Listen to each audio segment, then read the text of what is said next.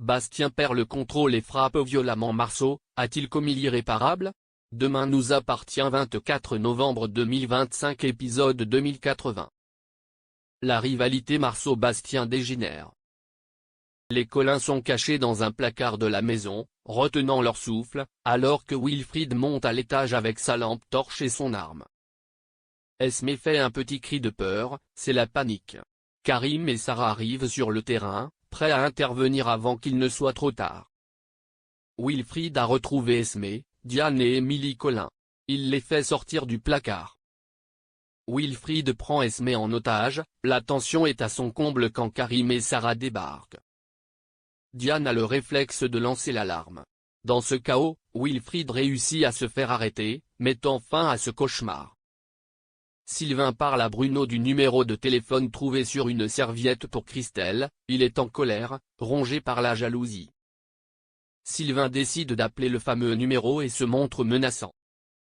Un quiproquo a lieu, il pense que c'est Lou qui est marié. Alors que Sylvain parle de Christelle, créant un malaise inattendu. Marceau et Bastien, c'est la guerre. Lizzie intervient quand Bastien vide le sac de Marceau par terre, sous le regard médusé des autres. Bastien n'a pas digéré que Marceau invite Violette au cinéma, et la jalousie transforme leur rivalité en conflit ouvert. Karim annonce à Émilie que Wilfried va être incarcéré jusqu'au procès. Il lui explique qu'elle va pouvoir reprendre une vie normale, tout comme Esmé et Diane, même si la peur mettra du temps à s'effacer. Émilie quitte le commissariat et enlève sa perruque et ses lunettes, comme si elle déposait enfin son masque et son ancienne vie. Sylvain confronte Christelle au hall avec la serviette, il se montre jaloux et Christelle est flattée. Sylvain voit que Christelle porte son alliance, il est rassuré. Ils se réconcilient.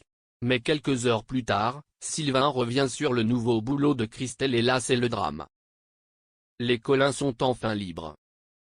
Erika convoque Bastien et Marceau, ils prennent tous les deux un avertissement et la prochaine fois, c'est 3 jours de renvoi. Mélodie trouve que c'est dur pour Bastien, elle craint que ça le désavantage à Parcoursup. Erika estime que les torts sont partagés, elle parle en tant que directrice et pas maman de Marceau. Les Collin viennent voir Luc à l'hôpital, Esmé culpabilise, les médecins sont confiants. Anne, déjà en quête de normalité, quémande un téléphone, comme si elle voulait rattraper le temps perdu. Bastien ne digère pas que Violette ne lui ait pas parlé de son enquête avec Jordan et Judith pour les Collin. Violette avoue que ça lui a fait plaisir de passer du temps avec Jordan, elle pense qu'elle est encore un petit peu amoureuse. Violette sent que Bastien est bizarre. Bastien lui dit que Jordan la calcule même pas. Violette lui explique, je suis peut-être pas faite pour vivre des choses simples. Bastien rentre à la maison, Mélodie voit qu'il est mal. Elle lui propose une soirée pizza jeux vidéo de zombies pour lui échanger les idées. Bastien part chercher des pizzas sans son téléphone car il n'a plus de batterie, sans imaginer que cette simple sortie va faire basculer sa soirée. Esmé et Diane remercient Judith et Jordan pour ce qu'ils ont fait car désormais elles sont libres. Tous les 4, ils trinquent au hall, comme pour célébrer la fin d'un cauchemar. Sylvain annonce à Bruno qu'il s'est repris la tête avec Christelle. Il retourne à l'hôtel, les fleurs encore un motif de dispute.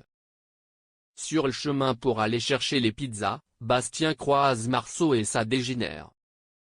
Marceau lui dit qu'il est trop gentil et que Violette ne veut pas de lui. Bastien lui dit ferme ta gueule et le frappe violemment 1 fois, 2 fois. Il ne s'arrête plus. Marceau est à terre. L'agression est violente, Bastien n'est plus lui-même, emporté par une colère qu'il ne contrôle plus.